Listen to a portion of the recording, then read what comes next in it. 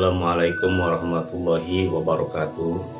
Sampurasun siswa-siswi sadayana, kumaha kabarna dina danget ieu? Mugia dina kaayaan sehat walafiat. Amin ya Allah ya rabbal alamin. Wilujeng enjing, wilujeng tepangdi dina pangajaran bahasa Sunda. Siswa-siswi sadayana, dina danget ieu hidup bade diajar bahasa Sunda. Materina ngeunaan warta. Tah, naon cenah anu disebut warta teh? Kumaha unsur-unsur warta jeung sajabana kin bade diguar sasarengan dina pangajaran ieu. Mun sataacan nonton, hayu urang maca doa heula sasarengan. Bismillahirrahmanirrahim. Rabbi zidni ilma warzuqni fahma waj'alni minas sholihin. Siswa-siswi sadayana, ku hidup baca heula ngeunaan tujuan pembelajaran dina materi pengajaran ieu. Mangga dibaca.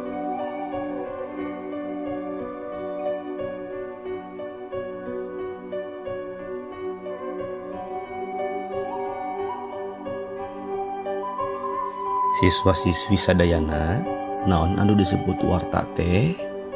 Warta nyaeta keterangan atawa beja ngeunaan hiji kajadian anu ditepikeun ka balarea ngaliwatan media boh cetak boh elektronik. Mun dina koran, majalah atawa televisi mah sok disebutna berita. Unggal poe televisi ngawartakeun rupa-rupa beja ti sakuliah dunya dina unggal widang kahirupan. Tah, warta ditepikeun dina hiji dumasar karena data anu bener atawa valid jeung asli. Salian ti eta tempat jeung waktu anu diwartakeun atawa dibejakeun oge kudu jelas. Basa anu digunakeun basa anu kaharti sarta eusi dina warta sifatna objektif. Salajengna tujuan warta. Tah, tujuan warta pikeun nepikeun beja, pangajak, iklan, propaganda atawa promosi jeung sajabana. Kulantaran tujuanna rupa-rupa, nya istilahna oge rupa-rupa.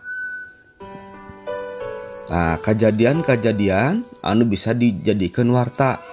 Anu kahiji, kajadian atawa hal anu dianggap penting pikeun dipikanyaho ku balarea. Jeung anu kadua, nyaeta kajadian atawa hal teh dianggap bisa nyumponan kapanasaran balarea. Salajengna aya rupa-rupa warta. Nah, warta teh kabagi kana dua bagian. Anu kahiji aya warta tertulis, nu kadua aya warta lisan. Upami warta tulis mah ditepikeun ngagunakeun basa tulis. Biasana wakun mediana mangrupa koran, surat kabar, tabloid atawa majalah. Upami warta lisan mah ditepikeun secara lisan, langsung ku omongan.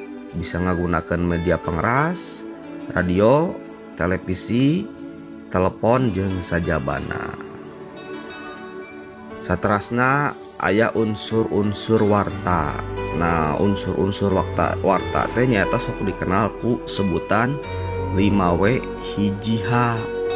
Nah, anu kahiji wo nya lamun bahasa Inggris mah hartosna teh saha? What? What naon? Why? Kunaon? Where? Di mana? When? Iraha? Jeung how? Kumaha? Nah, wangun warta.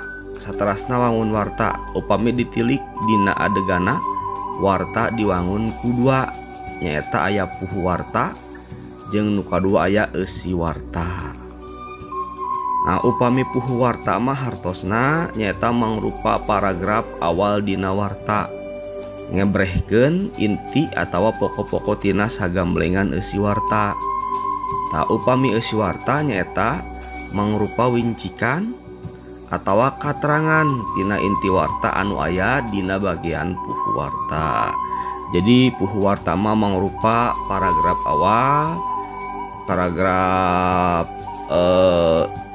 ngebrehkeun eusina ngebrehkeun atawa ngajelaskeun pokok-pokok tina eusi warta. Tah lamun eusi warta nyata eusina nyata katerangan tina inti warta anu aya dina bagian puhu warta eta nya.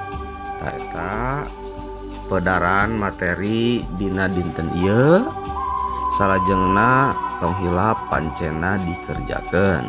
Hatur nuhun.